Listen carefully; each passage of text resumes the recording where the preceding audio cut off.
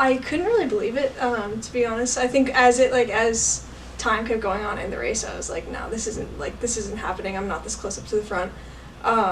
So I kind of didn't really believe it, and then it was weird because, like I said last week, like this was the last time I was running on that course, so it was kind of like, that's the last time I ever have to run that course, so I was kind of excited. It started out in, actually one of the D2 girl, Pascaline, she's from AIC, she kind of went out hard with the lead. So a lot of the D1 girls went out with her, and I've raced her enough to know that it was kind of like, I was like, okay, I know what she does, I know where to stand in relation to her. So that really helped me a lot, so I could keep it in perspective and go out controlled kind of the first mile. And then the second mile was just kind of like holding on to that lead pack and seeing how long I could hang on to them, and then hopefully bring it home. The third loop, people call it the wilderness loop.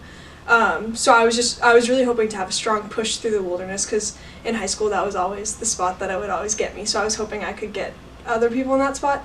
So what ended up happening was about a mile and a half through the race, I pulled away, or I didn't pull away, but I pulled up into the front and past Pascaline, this girl from Harvard, I think was there too.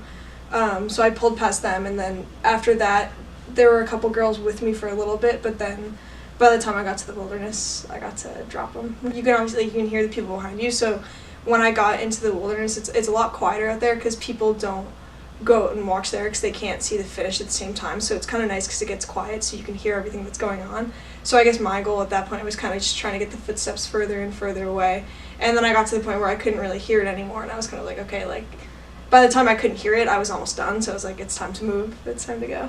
It means a lot. I was kind of speechless, to be honest. I couldn't believe that I was able to hold off the other girls. I was just excited that it shows how far I've come and where I can go from here. I think it was definitely a big confidence booster too.